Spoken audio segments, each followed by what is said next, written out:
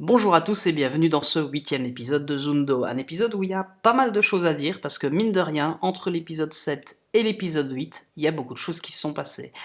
On s'était laissé à la fin de l'épisode 7 avec toutes nos encarts, toutes nos interfaces côté client. Donc on avait notre terrain de jeu, on avait un encart pour montrer la carte active, on avait un encart pour montrer les infos de la partie, et enfin un encart pour le chat. Et c'était tout. On pouvait se dire que globalement, on avait tout ce qu'il nous fallait au niveau client, en tout cas pour commencer à coder sur le code serveur. Et je vous avais laissé en vous disant, bah voilà, d'ici le prochain épisode, on va mettre en place un début de code serveur. On va séparer le code du client et préparer un espace pour mettre le code serveur. Je vous avais dit que globalement on allait laisser ça dans un seul repo, parce que l'idée c'est de pouvoir laisser les gens intéressés par le jeu, pouvoir le lancer en local sans avoir besoin de cloner des tonnes de trucs et des tonnes de machins.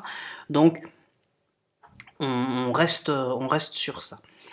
Donc déjà il y avait cette partie-là, ensuite il y avait l'idée de mettre en place le code serveur, de mettre en place une première communication entre le client et le serveur avec des sockets, et éventuellement, si j'avais le temps, et ça a été le cas, commencer à envoyer vers le client des infos sur une partie en cours, sans plus.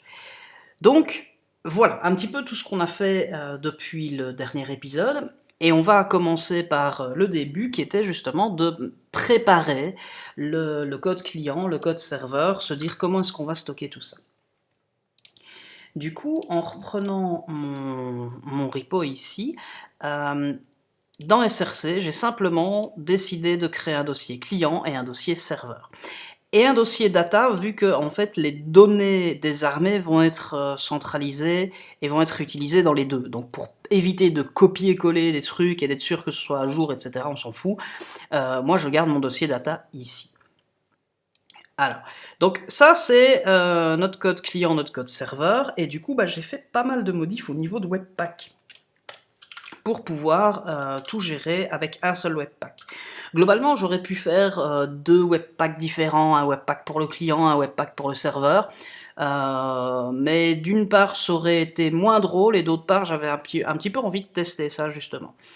Et donc du coup maintenant, comment ça se passe? En fait l'idée c'est que quand j'appelle mes scripts de build ou de work, je vais simplement donner un env target qui va être simplement client ou serveur, pour dire bah, je veux builder le client, je veux builder le serveur.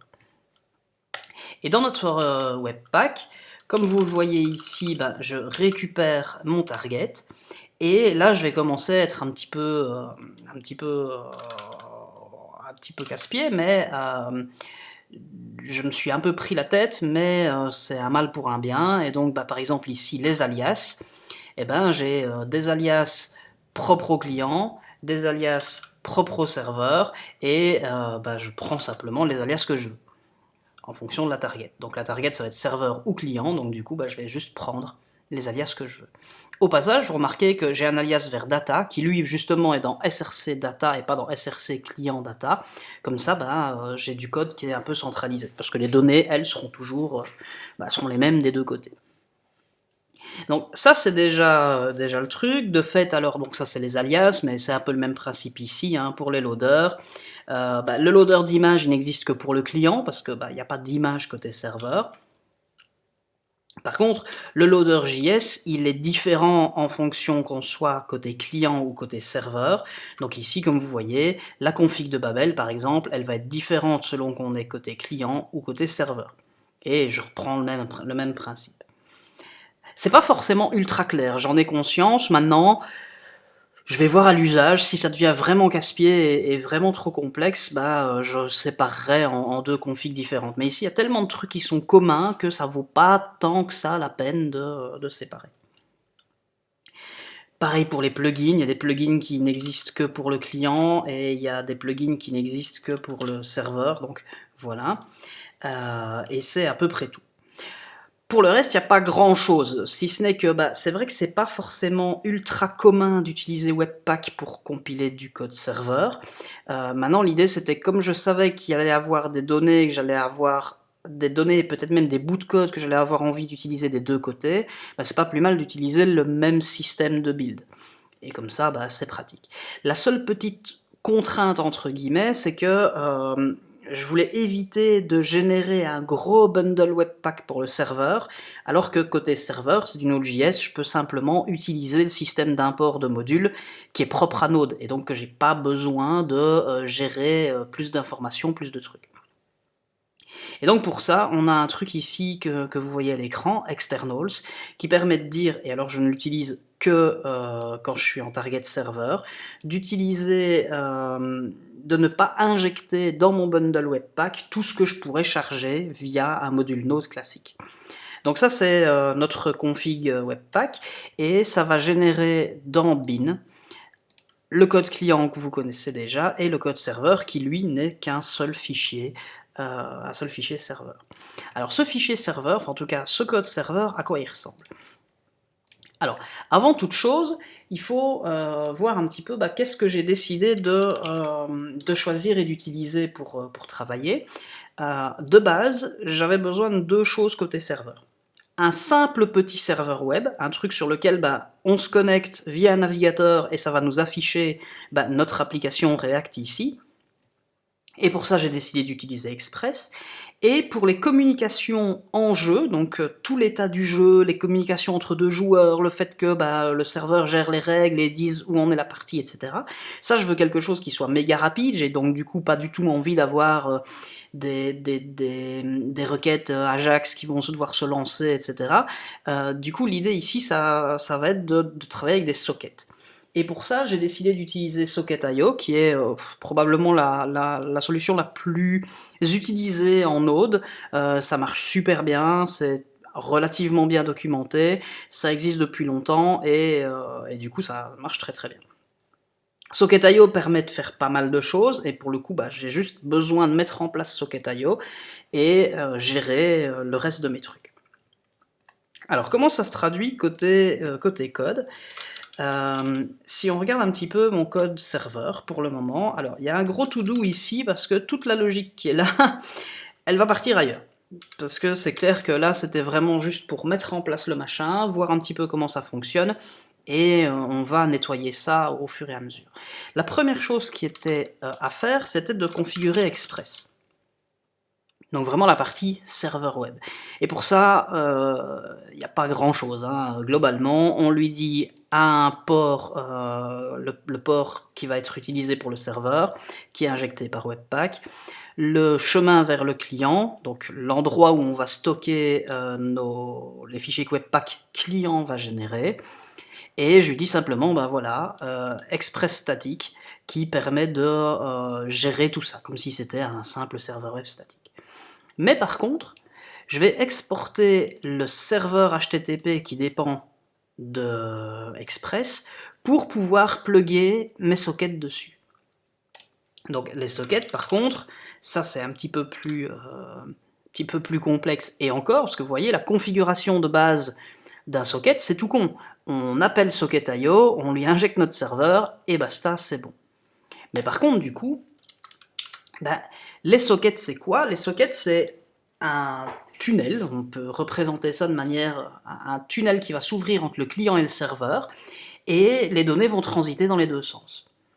Et donc, il y a des événements qui vont être envoyés par le client et reçus par le serveur, et vice-versa. Et de chaque côté du tunnel, donc client et serveur, on va simplement écouter des événements ou envoyer des événements. C'est aussi simple que ça. Du coup, côté serveur ici, la première chose à faire, c'est justement de se dire, tiens, qu'est-ce qui se passe quand quelqu'un se connecte? Quand quelqu'un se connecte, ici, moi j'ai deux cas de figure, en tout cas pour le moment. Le premier, c'est, j'ai pas de partie en cours, donc je vais en créer une. Et le second cas de figure, c'est, j'ai une partie en cours dans laquelle il manque un joueur, donc je vais pouvoir appairer les joueurs et faire en sorte qu'ils puissent jouer ensemble. Et si j'ai des parties en cours mais qu'elles sont complètes, j'ai juste à créer une nouvelle partie, quoi. Donc ça, c'est le principe de base. Pour ça, j'ai aussi commencé à créer, côté serveur, une série de... Enfin, pour le moment, il n'y a qu'un seul fichier, mais une grosse classe qui va gérer le jeu. Donc en gros, l'idée c'est que quand une partie va être générée côté serveur, je vais en fait générer une instance de cette classe, et cette classe va durer tout le match, toute la partie. Voire peut-être plusieurs manches, mais bon, ça pour le moment, on verra. Et cette classe, elle va contenir toutes les infos sur le jeu. Donc ici, vous voyez, le serveur et room, je vais expliquer juste après, mais les joueurs, l'état de la partie pour le moment, le tour en cours, quel est le joueur actif, dans quelle phase on est, le board, les supports qui sont les renforts, donc des cartes qui ne sont pas sur le jeu, le plateau de jeu, mais qu'on peut utiliser, et trumps, les atouts. Que je vous ai déjà expliqué, donc les atouts des cartes qu'on peut jouer et qui donnent des effets spéciaux. De là, ça c'est le principe de base, et du coup, qu'est-ce qui va se passer? Comme vous voyez ici, quand on se connecte, alors, il y a des messages, les messages on en parle plus tard. Quand on se connecte, ensuite on va s'enregistrer. S'enregistrer, ça c'est quelque chose que moi j'envoie, donc on est connecté au serveur, mais c'est tout. Une fois qu'on est connecté au serveur, il faut lancer un événement qui va dire bah, je m'inscris, je m'enregistre. Qui suis-je? Voilà, je suis un tel et je veux jouer. Et donc ça ici c'est le register. Et dans le register, je vais commencer à faire pas mal de trucs. Et notamment, je vais utiliser ce qu'on appelle les rooms. Alors les rooms, c'est un truc qui est propre à Socket.io, où l'idée c'est de se dire que quand on se connecte, d'office on appartient à une room. Mais surtout, on peut être plusieurs dans une room. Donc on a sa room à soi, mais on peut s'abonner, on peut être inclus dans une room. Et donc l'idée, moi, pour faciliter ma gestion du jeu et tout ça, c'est justement de se dire, bah ok, une partie va être liée à une room. Je vais créer une room, et dans cette room, je vais créer la partie. C'est pour ça que dans ma classe game, j'ai une notion de room, j'ai une propriété room pour garder l'identifiant de cette room, parce que ça va me permettre après d'envoyer des messages et tout ça. Donc c'est rien de plus que ça une room. Du coup ici, je vais d'abord commencer par récupérer toutes les rooms qui existent dans le serveur, dans la personne qui est connectée, et voir s'il y en a une qui commence par game-, parce que c'est ma nomenclature ici, c'est que quand je vais créer une room, quand je vais créer une room qui est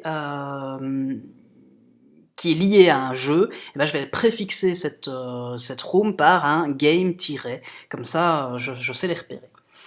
De là, je vérifie si la room existe et qu'en plus de ça, j'ai un tableau de parties en cours qui est bien lié à cette room, c'est simplement le joueur il se reconnecte. C'est pas encore super bien géré, il y a encore des bugs et tout, mais c'est ici c'est l'idée, c'est là, le joueur il se reconnecte. Par contre, et c'est là que c'est un peu plus intéressant, qu'est-ce qui se passe quand justement il n'y en a pas? Donc là déjà on va récupérer toutes les rooms, en tout cas toutes les game rooms, donc les rooms qui commencent par game, et dedans on va regarder. On les récupère, on les parse, comme ça j'ai un tableau, et je me suis préparé une petite fonction create game parce qu'elle risque d'être appelée dans plusieurs contextes. De là, on va simplement regarder. Est-ce que j'ai des game rooms? Alors si je n'en ai pas, ou que toutes mes game rooms sont pleines, donc que chaque game room a une longueur, alors length c'est le nombre de gens dans la room, forcément, et que donc chaque game room a une longueur de 2, donc à 2 personnes, ça veut dire que j'en ai aucune qui est prête, donc je vais lancer create game. Je vais en reparler juste après. Par contre, je vais simplement essayer de trouver la première game room qui n'a qu'un seul joueur.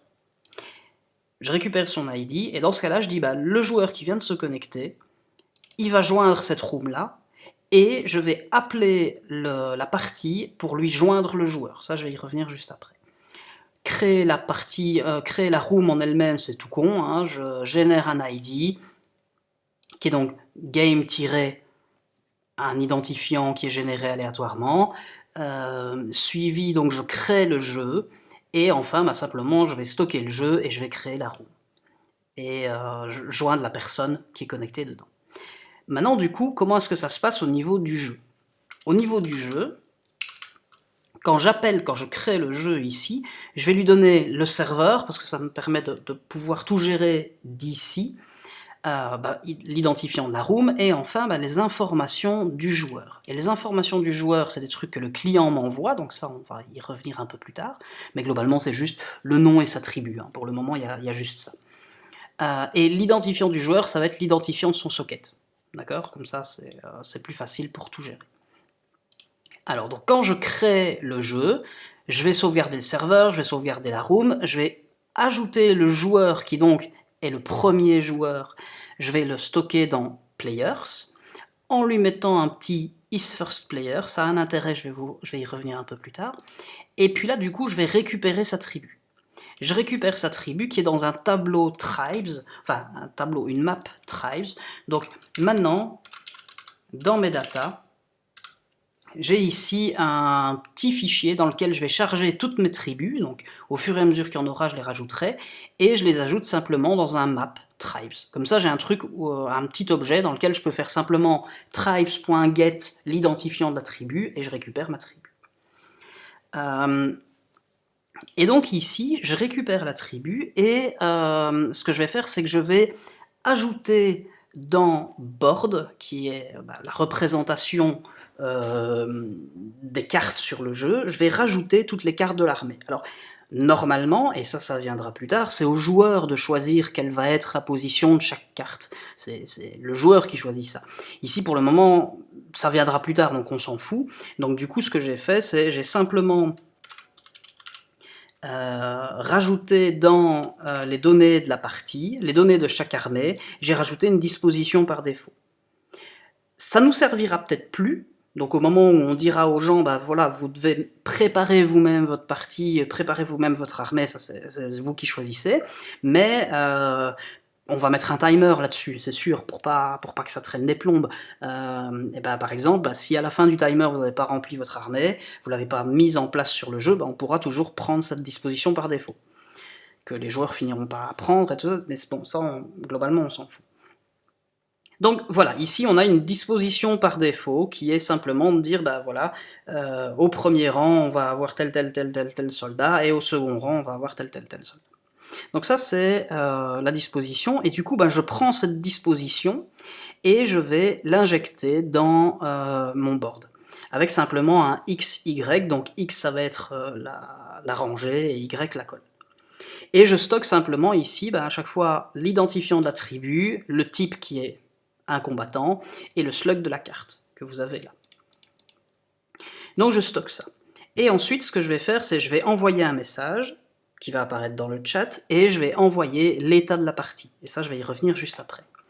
Ensuite, la deuxième étape, c'est quand on se connecte à une partie, quand on se connecte et qu'il y a une partie qui est libre. Donc du coup, on rejoint une partie. Et ça ici, c'est plus ou moins le même principe, globalement. C'est en gros ici, je dis simplement, le second joueur nous rejoint, donc je vais sauvegarder les infos du second joueur dans Players, et je vais faire la même chose. Je récupère sa tribu, je l'injecte, sauf que, attention, puisque c'est le second joueur, il est à l'autre bout du plateau, donc du coup ici, je vais simplement prendre l'index 5, qui est le bout du plateau, et retrancher X et Y, comme ça je repositionne les cartes correctement, et je stocke tout ça. Et puis ensuite, j'envoie un petit message pour dire le second joueur s'est connecté, et j'envoie l'état du jeu. Et c'est où on en est pour le moment, ça s'arrête là. Donc pour le moment, il n'y a pas encore de premier tour, de machin et tout, ça viendra après. Alors, send message, c'est tout con, comme vous voyez, donc comme je l'ai dit un peu plus tôt, quand on travaille avec les sockets, on ne fait que envoyer des messages du serveur au client, du client au serveur, et l'un et l'autre y réagissent. Les messages, ça va être donc les petits trucs qui s'affichent ici dans le chat, et bien sûr ça va être un chat classique, donc il y aura un texte area ici et vous allez pouvoir envoyer des messages à votre adversaire, mais aussi forcément le jeu va envoyer des messages pour vous dire, voilà, un tel s'est connecté, mais tiens, voilà, c'est ton tour, tiens, un tel il a joué ça, etc., etc. Donc il va y avoir pas mal d'informations qui vont apparaître dans ce chat. Et ça se fait ici via message.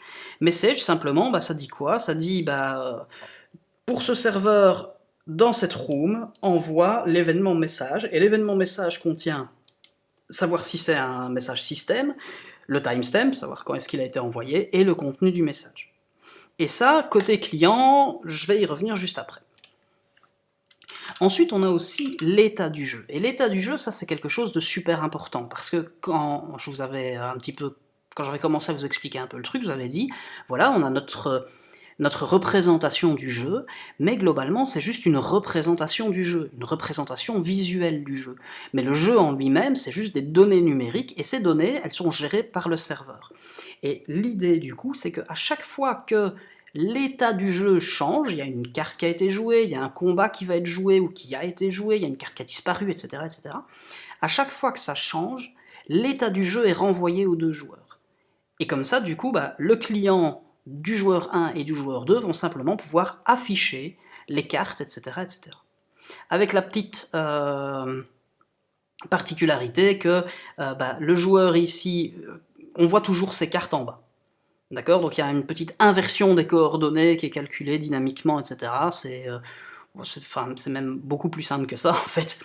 Globalement, les coordonnées sont toujours les mêmes, mais selon que vous êtes le joueur 1 ou le joueur 2, le plateau de jeu est affiché à l'envers ou à l'endroit. Voilà, plus ou moins. Il y aura peut-être des trucs à adapter, mais pour le moment, c'est pas grave. Donc là, on a... c'est ça l'idée, quoi. Donc on envoie l'état du jeu. Maintenant, attention, on pourrait pas se permettre de tout envoyer aux deux joueurs.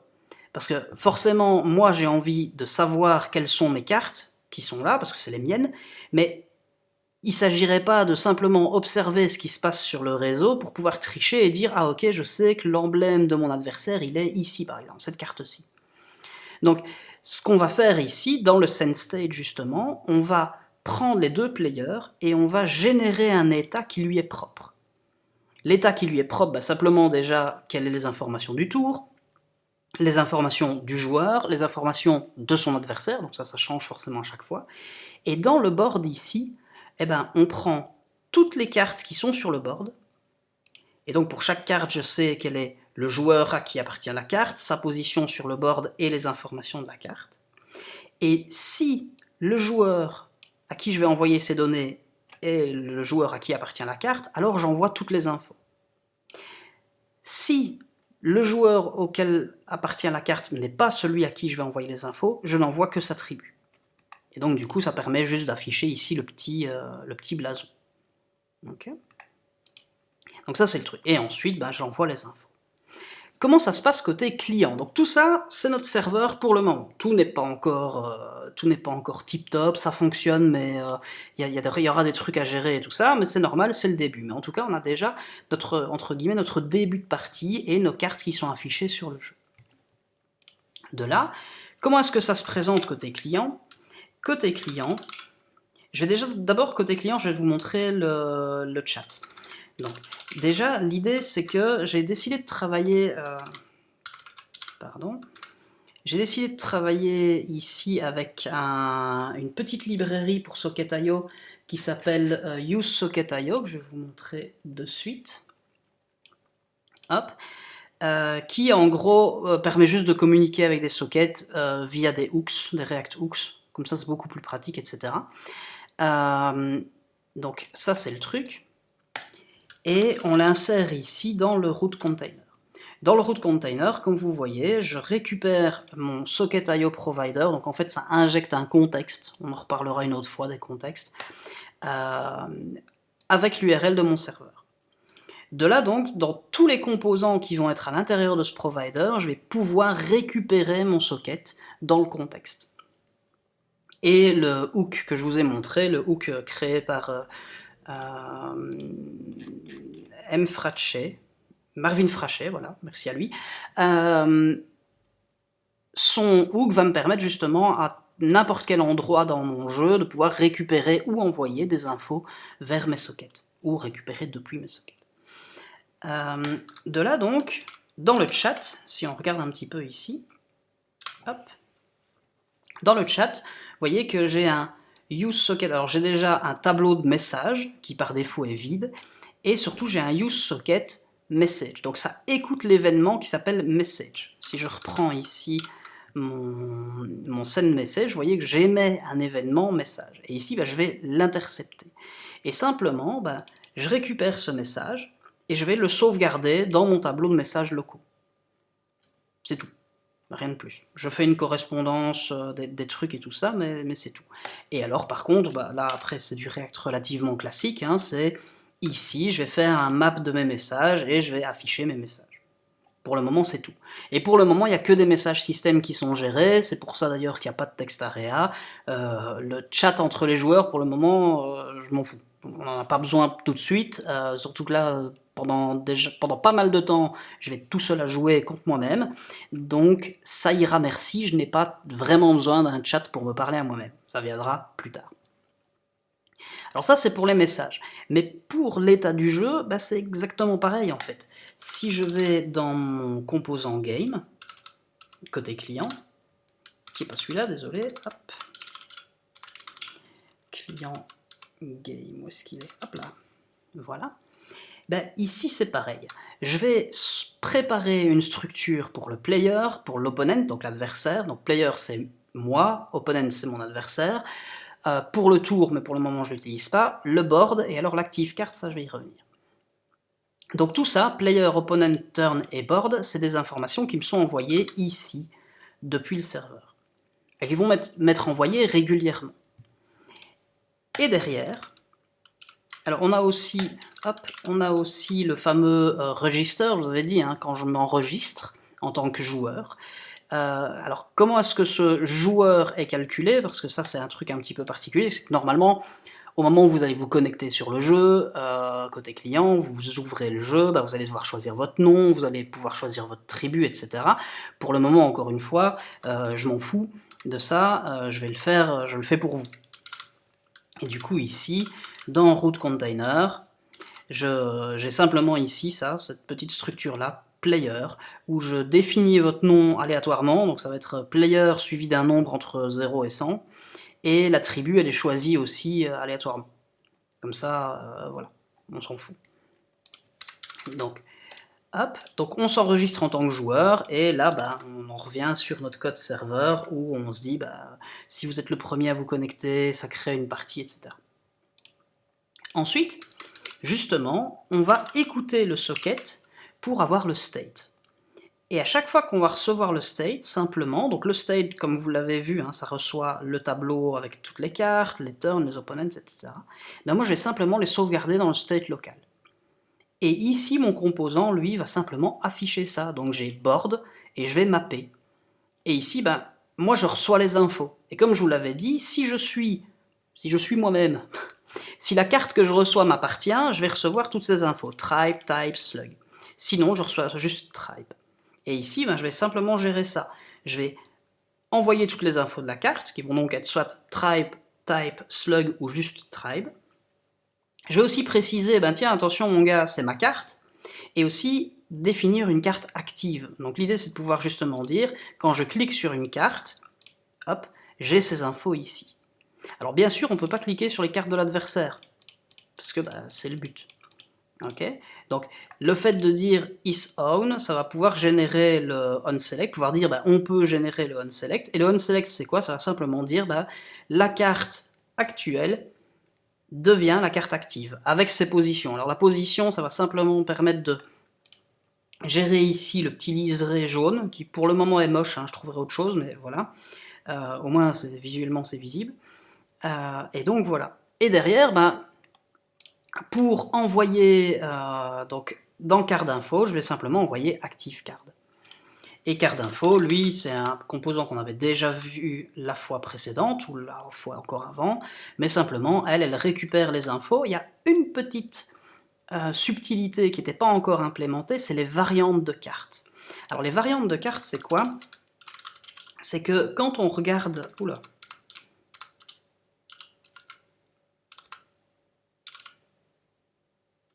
Là, hop. Il y a certaines cartes dans une armée qui sont disponibles en plusieurs exemplaires. Et c'est pas juste les mêmes. Je vais essayer de vous trouver ça. Hop, pour vous montrer dans les scans.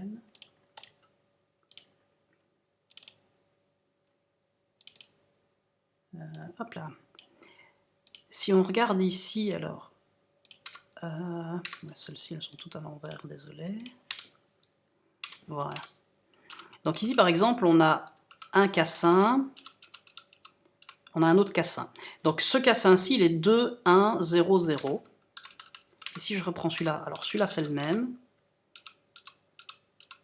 Mais ici, on a un cassin qui est 1, 2, 0, 0. Donc on a des cartes dans une armée qui sont les mêmes personnages, mais avec des variantes. Parfois de mouvement, mais au moins souvent de coins. Et du coup, moi au niveau des données, j'ai géré ça comme ceci, je mets l'identifiant de la carte, son slug, suivi d'un 2 points, suivi du numéro de variante. Et dans mes données, ici par exemple, vous voyez le Bouga. Le Bouga, il a des mouvements qui sont les mêmes, quelle que soit la variante, mais les variantes, la 0 et la 1, ont des corners différents. Comme ça, moi je peux gérer tout ça. Et le seul truc, c'est que au moment où je vais afficher les infos, il faut que je puisse récupérer les données de variante en fonction de la variante qui est sur cette case-là, parce qu'il s'agit de bien garder la trace, quoi. Donc c'est ici que je fais un petit peu cette distinction pour envoyer les bonnes données. Donc par exemple ici, je vais essayer de voir. Donc ici par exemple, j'ai un Rhino qui est en 2, 3, 0, 1, et ici j'ai un Rhino qui est en 3, 2, 0. Vous voyez, il change à chaque fois, quoi. Okay. Donc comme ça, on gère les variantes. Et ici, surtout, on affiche les infos de notre carte active, quoi. Donc voilà un petit peu où on en est pour le moment. Mine de rien, alors je suis d'accord, ça a l'air de pas grand-chose, mais c'est déjà une sacrée évolution, il y a déjà pas mal de choses qui sont mises en place. Maintenant, la prochaine étape, ça va être de commencer à gérer les déplacements. Donc, on va modifier un petit peu le code ici pour dire maintenant, dès que j'ai un deuxième joueur, la partie va commencer directement.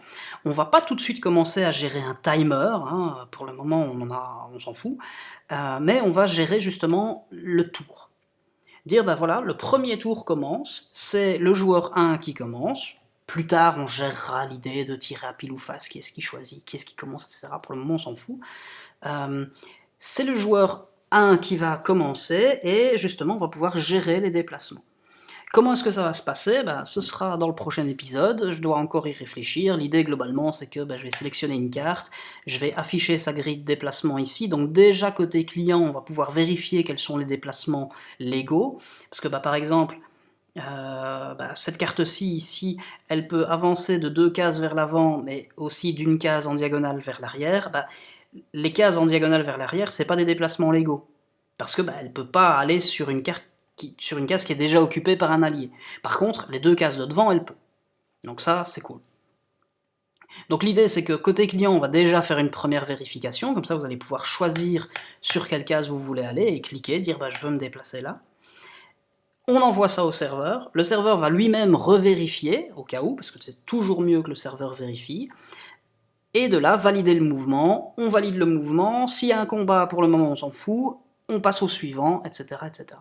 Donc ça, c'est le truc qu'on va commencer à gérer d'ici le prochain épisode, c'est justement cette succession de mouvements, sans gérer les combats pour le moment.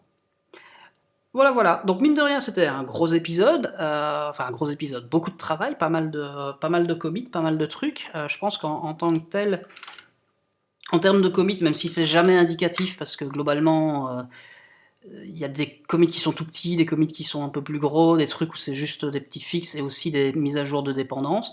Mais mine de rien, je pense qu'il y a quand même...